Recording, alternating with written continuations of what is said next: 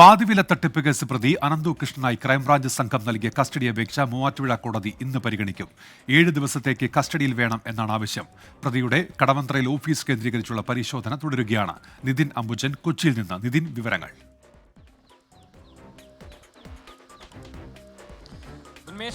Crime branch case ഏറ്റെടുത്തതിന് ശേഷം ആദ്യമായിട്ടാണ് പ്രതിയെ കസ്റ്റഡിയിൽ വേണമെന്ന ഒരു ആവശ്യം മുന്നോട്ട് വയ്ക്കുക. 7 ദിവസം കസ്റ്റഡിയിലേക്ക് വേണമെന്നൊരു ആവശ്യമാണ് എന്തായാലും ക്രൈംബ്രാഞ്ച് മുന്നോട്ട് വയ്ക്കാൻ സാധ്യത. പ്രതിയെ വിശദമായി തന്നെ ചോദ്യം ചെയ്യുന്നുണ്ട്. ഈ അനന്തുകൃഷ്ണന്റെ സാമ്പത്തിക ഇടപാട് ശൃംഖലയിൽ ആരൊക്കെയുണ്ട്, അതോടൊപ്പം തന്നെ ഈ സാമ്പത്തികം ഏത് നിലയിൽ വിനിയോഗിച്ചു തുടങ്ങിയ കാര്യങ്ങളൊക്കെ തന്നെ ക്രൈംബ്രാഞ്ച് ശേഖരിക്കും. നമുക്കറിയാം, കഴിഞ്ഞ ദിവസം ചോദ്യം ചെയ്യലിൽ നിർണായകമായ മൊഴിയാണ് അന്വേഷണ സംഘത്തിന് പങ്കുവച്ചത്.